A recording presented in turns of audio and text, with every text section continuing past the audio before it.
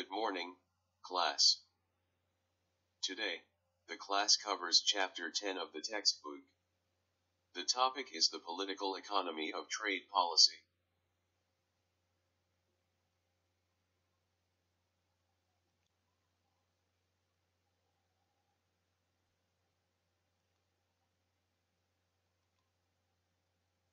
The models presented up to this point generally suggest that free trade maximizes national welfare, although it clearly is associated with income distributional effects. Most governments, however, maintain some form of restrictive trade practices.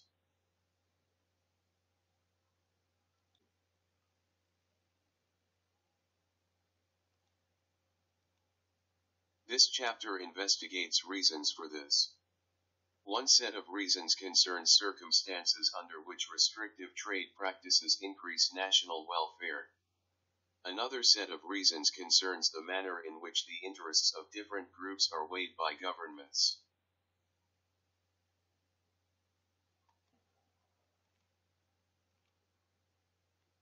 The chapter concludes with a discussion of the motives for international trade negotiations and a brief history of international trade agreements. Okay. So when we talk about free trade, and we're referring to, when we refer to free trade, we're talking about governments who do not attempt to restrict its citizens from what they can buy or sell from other countries. Now, most nations are moving towards or committing strongly to free trade, but even a nation like the United States, which is often spearheading these free trade efforts, they still have some protectionist policies in certain cases. So we're going to look at some of those and talk about that, because politically, if you have a democratically elected governing officials, they're going to want to placate the voters on special interests in certain areas of the country where certain subsidies or quotas or bans or tariffs would be popular to garnish votes. So it's part of one of the drawbacks of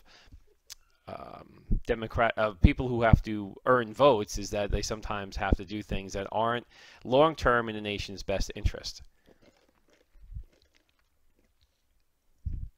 Okay. Now, so let's look at a couple of these issues here. So we've talked in previous chapters about free trade, and I think pretty much most of the class and myself are leaning to free trade is a good thing for the world economy. It promotes growth, it promotes better jobs, it raises more people out of poverty. In the last 15 years, an additional 200 million people were raised out of poverty due to free trade economics.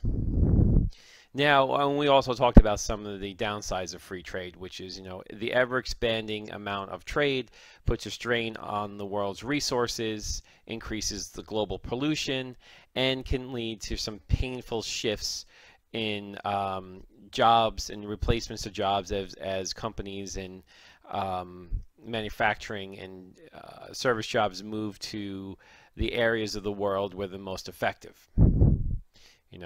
So this is some issues we've been talking about. So here's a question for you: How do governments intervene in international trade? And there are a number of instruments. We're going to talk about all of them: tariffs, subsidies, import quotas, voluntary export restraints, local content requirements, and anti-dumping policies, and lastly, administrative policies. So let's look at tariffs.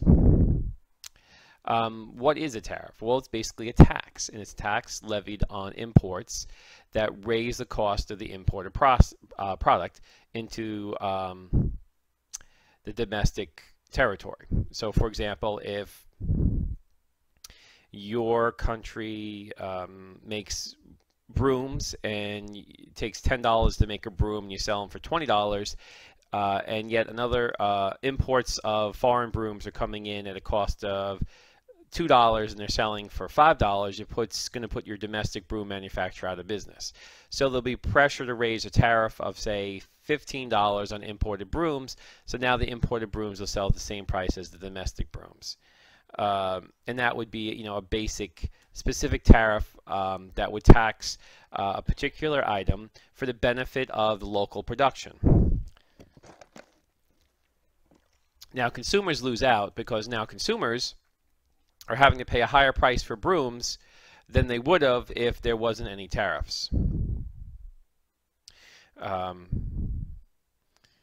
So ad valorem tariffs are specifically targeted to a proportion of the value of the imported goods. In most cases, tariffs are placed on imports to protect domestic producers from foreign competition by raising the price of imported goods. However, tariffs also produce revenue for the government. Unlike income tax, the government receives income tax would be the number one source of revenue for the U.S. government. But it wasn't so long ago where tariffs were the biggest source.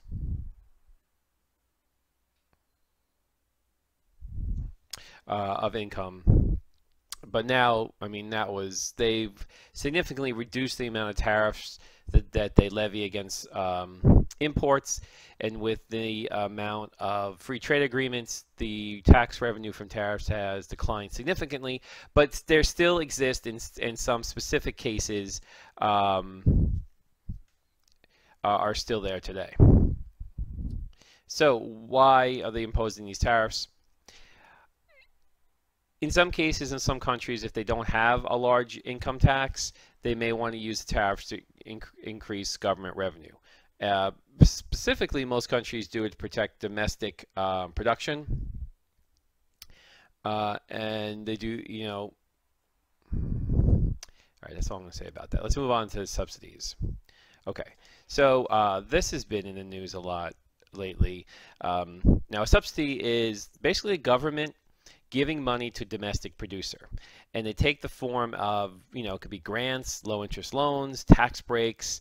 For example, Suffolk County may want to encourage a employer to stay on Suffolk County and even build a world headquarters, and they may say, we'll release you from paying tax for 10 years. Or they may even provide subsidies for energy, reduce costs on electric and different things to help them, encourage them to stay. Or a subsidy can be, the U.S. government may want to subsidize solar panel manufacturers to encourage the industry to take more risk and set up bigger operations and invest more in research development in solar energy, something that the U.S. wants to dominate. Now, these subsidies can lower production costs and help domestic producers in two ways: compete against foreign competition by lowering their costs and gaining export markets by helping them compete against foreign producers. There are close to $300 billion to $500 billion, depending on the year, of subsidies in the world that governments provide to companies. And there's much more than that a lot of times the governments will provide subsidies that are off the radar, so they're not reported and they're not known because they don't want foreign competition to say, oh, the U.S. government is injecting $100 billion into batteries or solar panels. Well, we're going to have to also do that. So if they can do it without other countries realizing how much they're subsidizing, and there's a lot of World Court, WTO, World Trade Organization cases where one country is trying to prove that another country is illegally subsidizing an industry.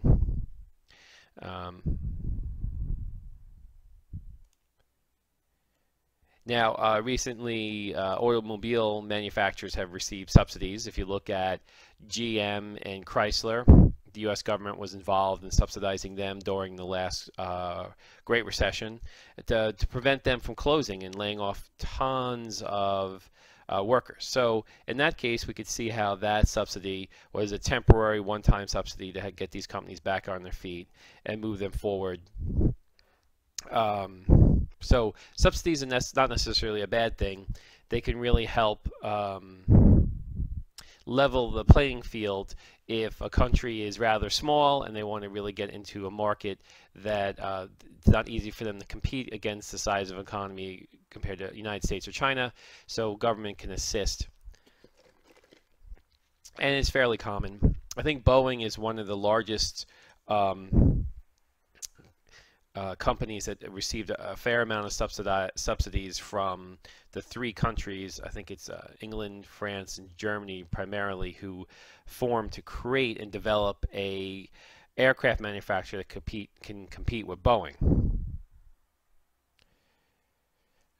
All right. And one can also say that Boeing got a lot of subsidies through military contracts from the U.S. government to keep them growing and research development and things of that nature as well. All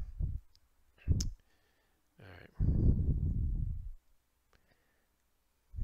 Okay, so let's look at some import quotas. Now, an import quota is a restriction on the quantity of goods that may be imported into a country, and the restriction is usually enforced by issuing an import license to a group of individuals or firms. So say in the United States there is a quota on cheese imports. So the only firms allowed to import cheese are certain trading companies, each of which is allocated the right to import a maximum number of pounds of cheese each year. In some cases, the right to sell is directly to the government of exporting countries. Historically, this is the case for sugar and textile imports to the United States. However, the international agreement governing the imposition of import quotas on textiles, the multi-fiber agreement, expired in 2004. Now, so you could see that, a country may just say, this is, you are allowed to import 100,000 cars from Germany, that's it. And it's a way of limiting the competition from foreign firms into the United States or any country. Now, there's also a tariff rate quota. It's also applied to imports. Within the quota, so there is a lower tariff applied to imports within the quota than those over the quota. So, for example, there may be a limit. It could be sort of a stepped situation where there's a 10% tariff for the first 50,000 imported and a 20% for the next 100,000, sort of like that. Now, a voluntary export restraint is a foreign country voluntarily limiting the amount of exports into another country. And this is primarily, we saw this mostly with Japan. In the 80s, there was this hysteria. Japan's taking over. Japan's going to be the #1 economy. We're buying too many Japanese products, so especially automobiles. So the Japanese government, fearing a more punitive tariffs on their automobiles from the U.S. Congress, voluntarily restricted the amount of automobiles that could enter the United States from Japan. Now, appeasing the rhetoric at the time of, buy domestic. And now, the reason the Japanese sold so many cars to the United States in the 80s was that the American cars who dominated the American market manufacturers got lazy in the 70s and started building new generations of vehicles that were worse than the older generations. And I remember these cars. They just wouldn't start. They had plenty of mechanical problems. They broke down frequently. They were inferior products. These Japanese autos came in the late 70s, early 80s that were much higher quality, much more affordable, and they started to quickly overtake the American manufacturers. The end result was good though. The competition had forced the American manufacturers to step up the game, start reinvesting in their facilities and making better cars, which in the long run helped strengthen and increase the exports of GM, Ford, and Chrysler. And so the world competition, although it may take some time and may be unbalanced at first, generally for the auto industry has been a good thing, especially for the United States auto industry. And a lot of the workers who were displaced by the closing of some GM, Ford, or Chrysler automotive plants have been replaced with other Americans as Japanese and German auto manufacturers opened up auto manufacturing plants inside the United States specifically to get around certain tariffs and be exempt from being counted as a foreign import. Because if if a Honda is manufactured inside the United States and sold inside the United States, it's not an import. Okay. We have this quota rent, that extra profits that producers make when supply is artificially limited by an import quota.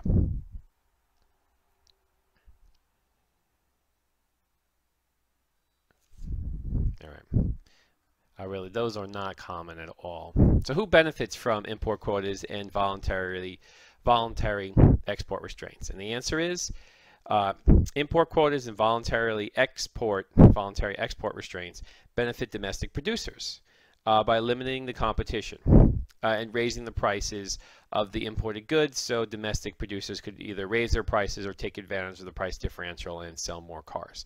But who suffers from, of course, the exporters suffer, and the consumer of the domestic economy suffer because now they're having to pay artificially higher prices, and in some cases, they may be forced to buy domestic supply when international imports are sold out. Now, local content requirements are specifically something that's an automobile phenomenon. And what they did is they'll say that you can make your foreign automobile, but it must contain 25% of domestic auto parts inside of it. Or even if you're going to produce manufacture a car in the United States, then maybe a requirement that a certain percentage of the auto parts are also manufactured in the United States. So for the auto industry, you can see that if Honda wanted to manufacture their Accords in Ohio, that they wouldn't do it with 100% Japanese parts, that they would have to use local auto parts manufacturers. Or if they wanted to export foreign vehicles into the United States, sometimes there's a requirement that a certain amount of the parts are from U.S. producers. And this is another way to maintain and stimulate local jobs. But it's going to be an end result, in some cases, lower quality and higher prices for consumers. Administrative trade policies. So governments sometimes use informal and administrative policies to restrict imports and boost exports. And this has been a favorite of many countries, including Japan, where they won't specifically say there's a limitation on imports, but they'll put up all these crazy administrative policies that makes it next to impossible for, say, a rice producer in the United States to export to Japan. So they're bureaucratic rules designed to make it difficult for imports to enter the country. And it has been argued that the Japanese are the master of this trade barrier.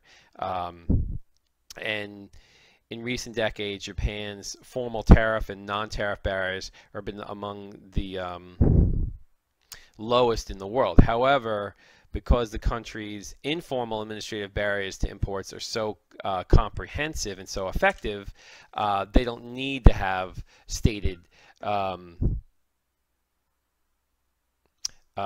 tariffs and things of that nature. So it makes it seem like they're very, Japan wants to seem to be very trade friendly because they don't want anybody to put tariffs on their products, but they use these administrative ways to get what they want in sort of a sneakier way. you know,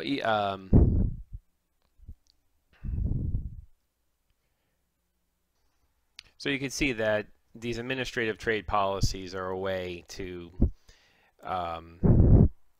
prevent certain products to be imported without having to really make a strong statement like a tariff or quota. Okay. And let's talk about anti-dumping policies. So what is dumping? Dumping is basically the whether it's government supported or just a couple of aggressive companies, they go into a foreign market, they dump their products at below cost, get the domestic manufacturers to go out of business, and then aggressively raise prices.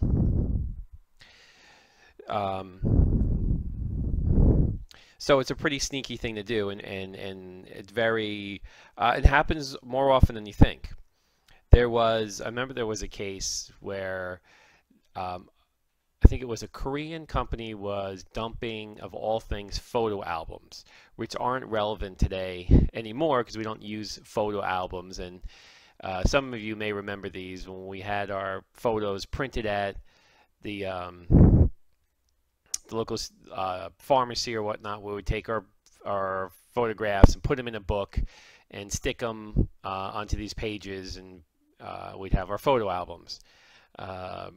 And this Korean company was barred from selling them inside the United States because they were considered dumping and selling them below cost, and with nearly putting out our two domestic producers of photo albums. Then came NAFTA. NAFTA was ratified, and the Korean company actually had an aggressive policy to export the photo albums to Mexico, and then Mexico would bring them to the United States. So they kind of circumvented the anti-dumping policy against them. So there's been a long history of companies using this to gain an unfair advantage and have predatory pricing behavior. With producers using substantial profits from their home markets or from support from the governments to subsidize prices in foreign markets, so driving the competition out of the market. Now, two other South Korean manufacturers, Hyundai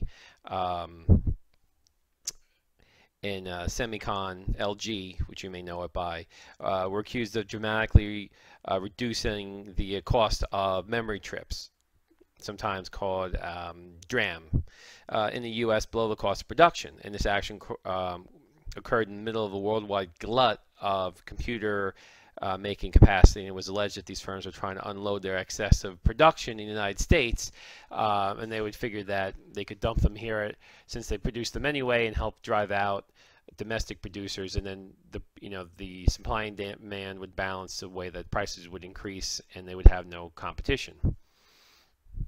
So if these when a country realizes that their certain products are being attacked and dumped, they can create anti-dumping policies, which are designed to punish the foreign firms for engaging in this dumping activity. But the objective is to protect the domestic producers from this unfair competition.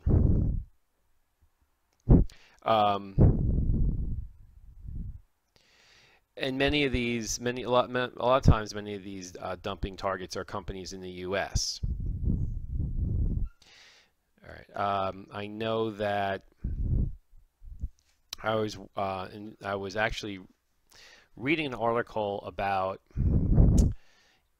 inside the vitamin industry, there were a number of Chinese manufacturers that were trying to corner the market on certain nutrients, where they were dumping certain ingredients that go into most vitamins at a very low price, successfully putting out domestic manufacturers, and then dramatically raising the prices afterwards. Though no direct anti-dumping policies have been established, because they've been attacking very small industries with very little reach or political clout to garnish, to encourage the government to put up any anti-dumping policies against them. And there's also political ramifications if the U.S. Can start a trade war if they are putting up too many anti-dumping policies that aren't warranted or have no real exact case for them, other than trying to use that as a way to increase their protectionism. Okay.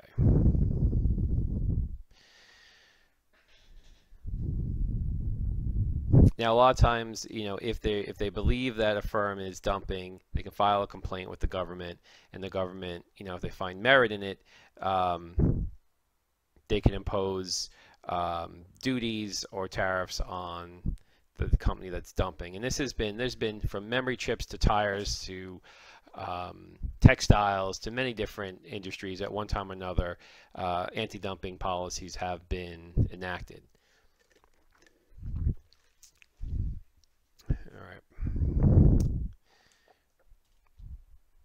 One such thing, as far as dumping, would be solar panels. Now, the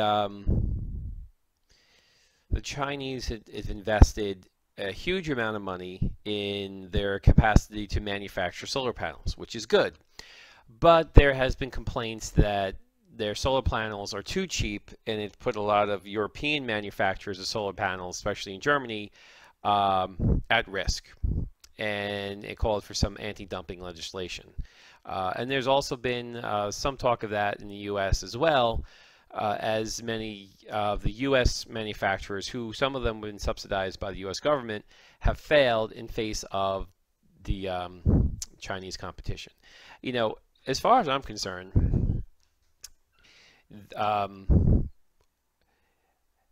I think that the aggressive investment by the Chinese in solar panels is a good thing, and if it encourages other governments to subsidize and increase the research, development, and production of solar panels to help drive down prices, that's going to be overall a benefit for the entire world, because we need as many solar panels as we can generate, and we need them at a price that's going to be cheaper than fossil fuels.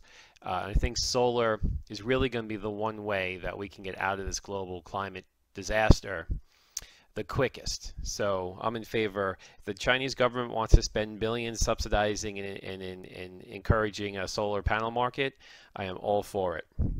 And we should be doing the same.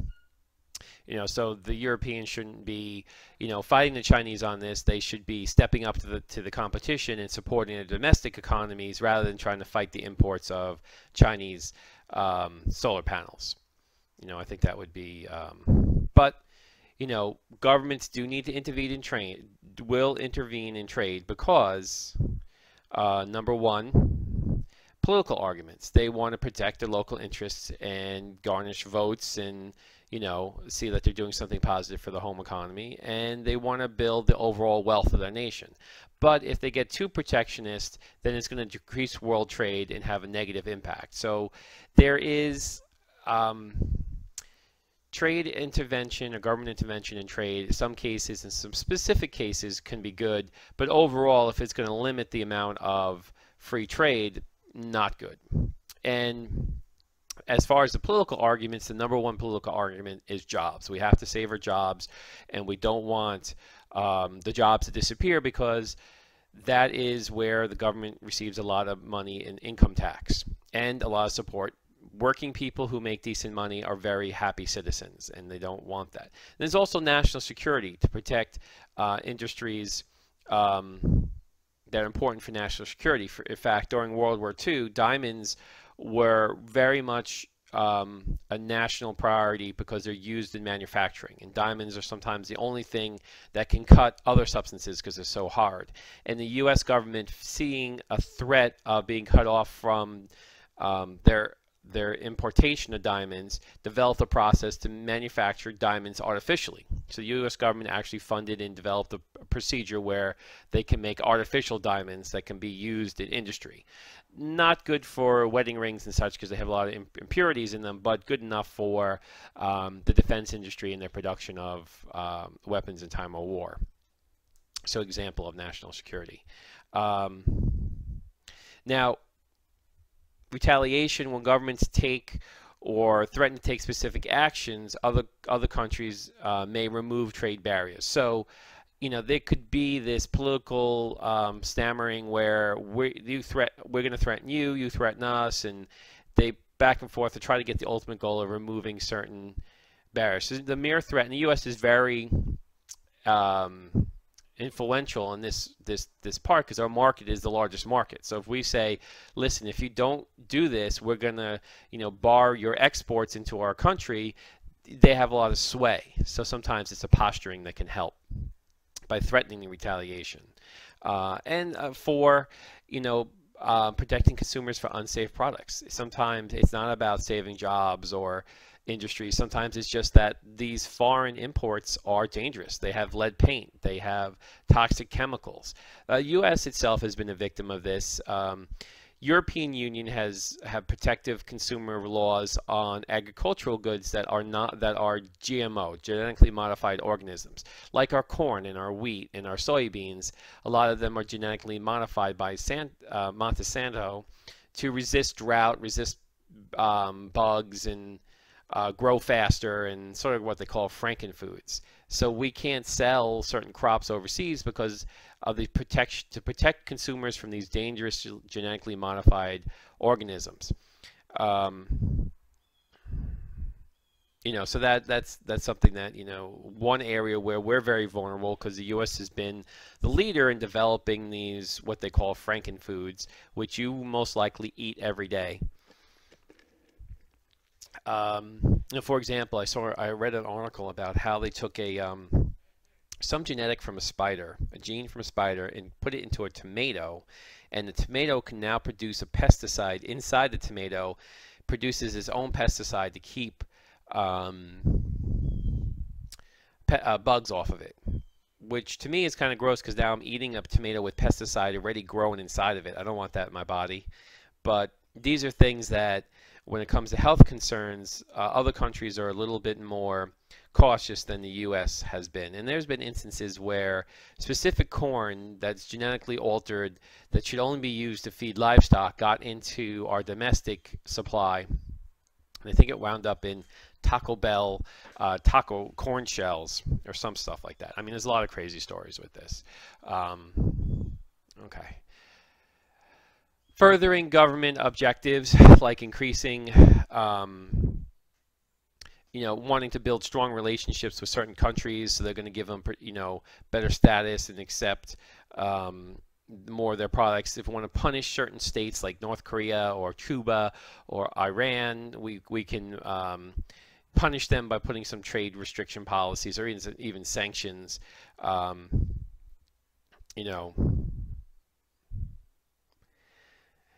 right. Okay. Human rights is another big issue. Protecting, promoting human rights in other countries is an important element of foreign policy. And especially the U.S. government, they want to use trade policy to try and improve human rights policies for their trading partners. We talked about this a little bit in Chapter 5. So we have, the U.S. government has a long history of sanctions in place against a country, say Myanmar, due to their poor human rights practices in the nation. Things have turned around in the country recently, and the U.S. has been removing some of those human rights protections. So it's a way of, fostering and promoting our democratic ideals of inalienable human rights across the globe. All right. So it's a way to get countries to treat their citizens better. And in a lot of foreign countries, they don't like the U.S. influencing how they treat their citizens, but, when you dangle MFN, most favored nation status in front of a country, they sometimes will work with the U.S. to improve these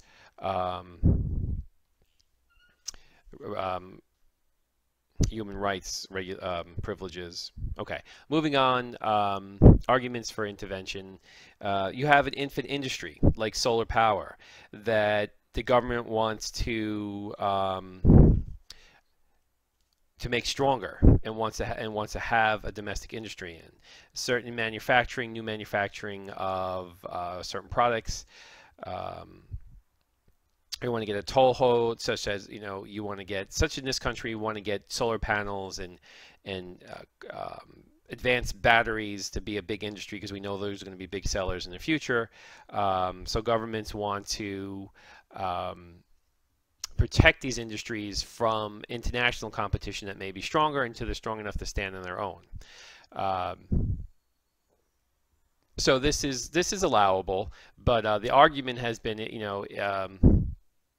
it's useless unless the industry uses the money and the time to become more effective and really become a global competitor. If it's just something that the industry is going to take as a gift and not really become a global competitor, then you're sort of fostering failure. So there's a lot of pros and cons of this. Now, in this day and age, if a country can be innovative enough, they can actually compete without a tremendous amount of subsidies. However, manufacturing companies still do need that extra push for research development, because it's so cost intensive to make, the next generation of solar panels or the next generation of batteries. They're sometimes required if the government wants to be in that. Now, as far as strategic trade policies,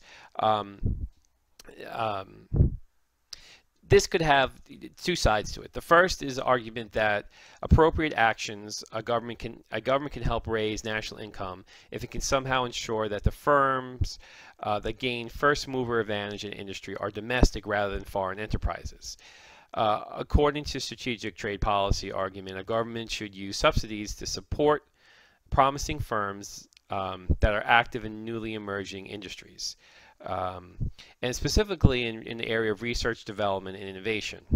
And this is, the government has helped many local, through various grants and subsidies, many local startups to become full-fledged big companies, rather than just having a domestic company, foreign company come in and dominate the industry. Now, if you look at something like liquid crystal display screens, LCD, these were invented in the United States, just like the microwave, the VCR, the television. However, the Japanese government, in cooperation with other major electronics companies, targeted this industry for research support, and the result was that Japanese firms, not U.S. firms, captured the first mover advantage in this market, limiting U.S. manufacturers from making these. If we look at the new TVs today, American manufacturers hold a significant amount of patterns in the new televisions, the new cell phones, and things of that nature, but they usually lose ground on the manufacturing side. So sometimes governments may want to actually put money in to help these companies have a first mover advantage and not be overtaken by domestic manufacturers so quickly.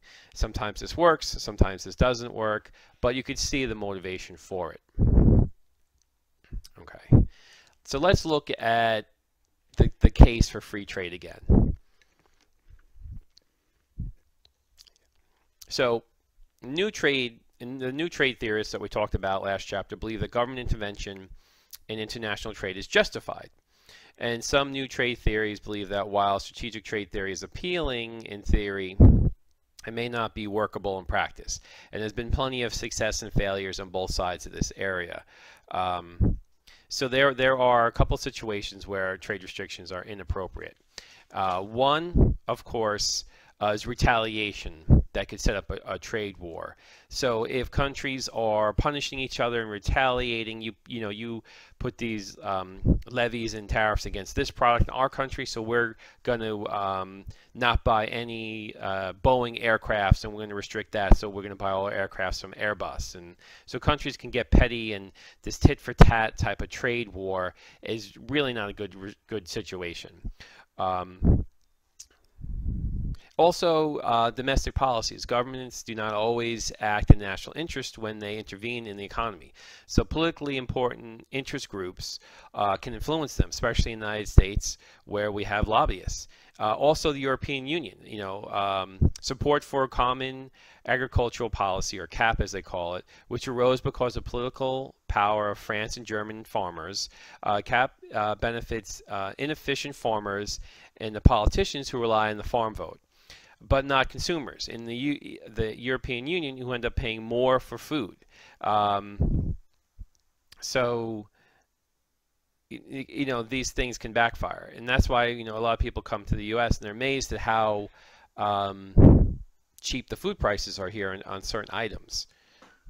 Okay, so a trade war is never a good thing, and it's happened a couple of times, and it's really both countries are worse off for it. And we've had many trade wars with Japan, many trade wars with China, and Taiwan, and these generally are not good for anybody, and strain domestic relationships of the two countries, who are usually on otherwise friendlier terms. And domestic policies, anytime you cater to special interest groups, the whole country as a whole will have to suffer and pay larger prices because of certain interest groups that are really not in the whole country's best efforts. Okay, so the development of the free trade or the world trading system has changed a great deal.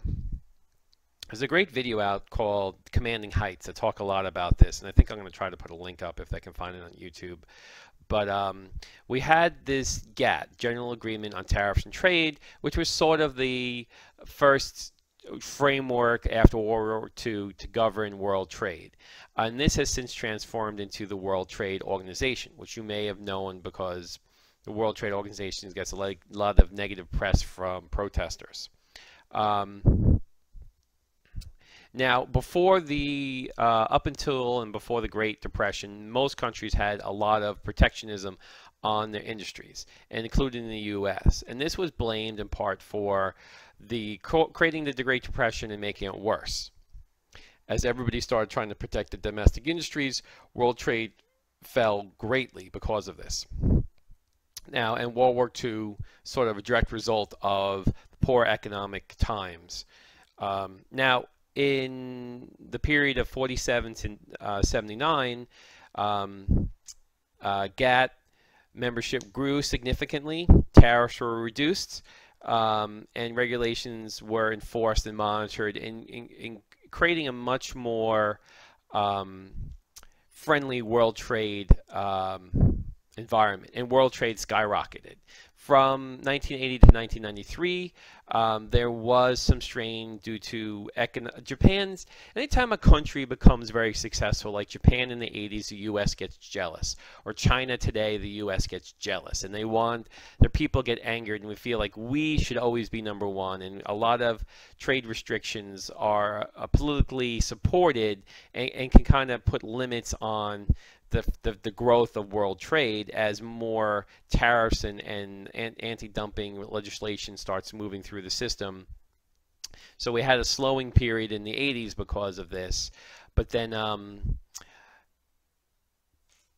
acceleration after this period had ended. There was a real acceleration specifically in the 90s, where different rounds of World Trade Organizations helped to secure service and intellectual properties, develop the World Trade Organization that would further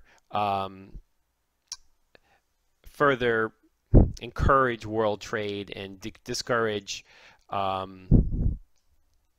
protectionism policies. And here are some specific focuses of that trade. Of the Uruguay round of negotiations. Okay, so here are some of the specifics. Following provisions: 1, tariffs on international goods were to be reduced by more than 1/3, and tariffs would be scrapped on more than 40% of manufacturing goods. Number 2, average tariff rates imposed by developing nations on manufacturing goods would to be reduced to be less than 4% of value, the lowest level in modern history. Agricultural subsidies were to be substantially reduced, although there's been a lot of problems with agricultural subsidies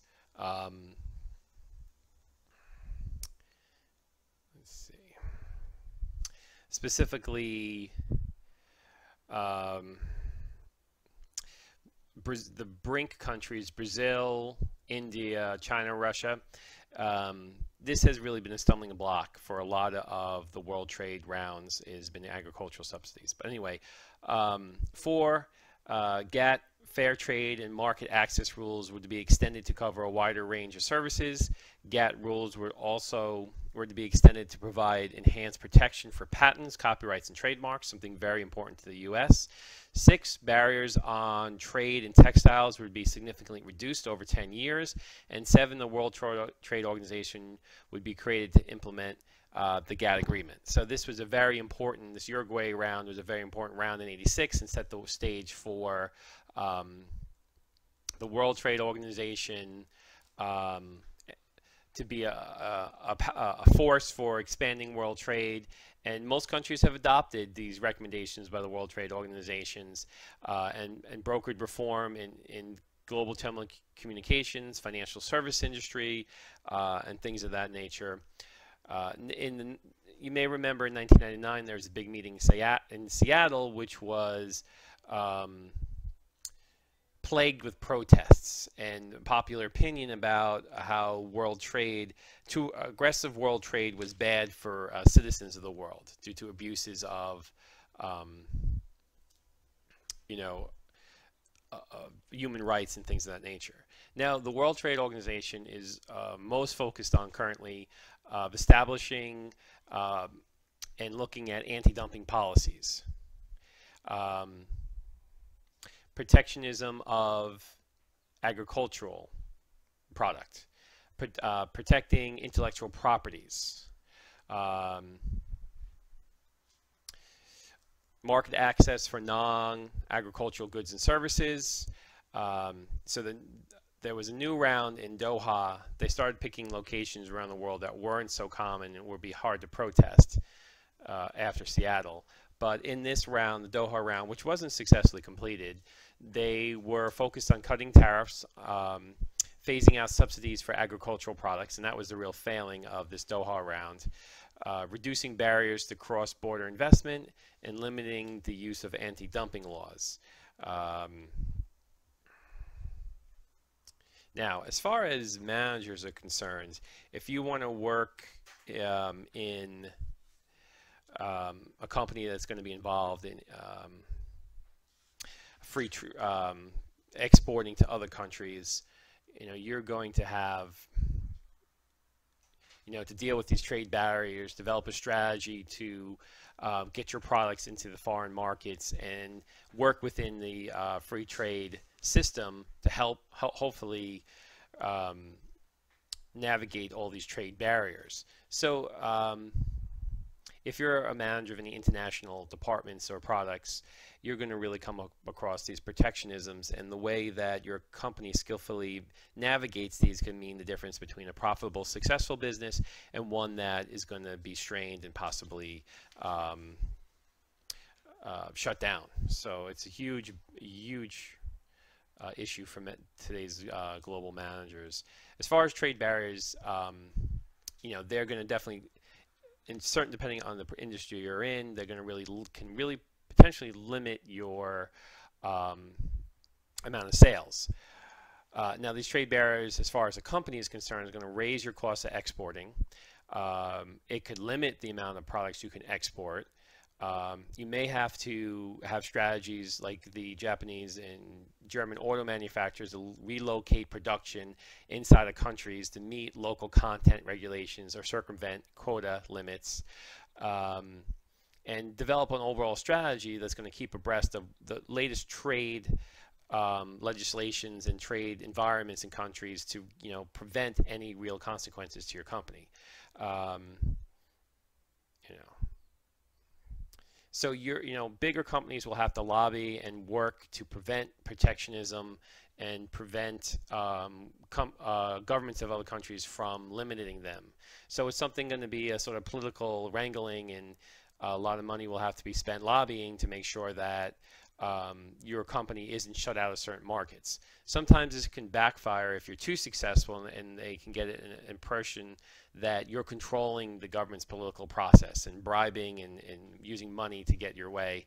And this is something that a lot of foreign governments and companies have been accused of using the U.S. lobbying system to get their products in the hands of U.S. consumers and hurting domestic industry. So, so it's a lot to think about. That's the end of this chapter. I look forward to talking to you about Chapter 8, the next chapter, where we're going to be talking about foreign direct investment and how that helps influence world trade. So I will talk to you then. Take care.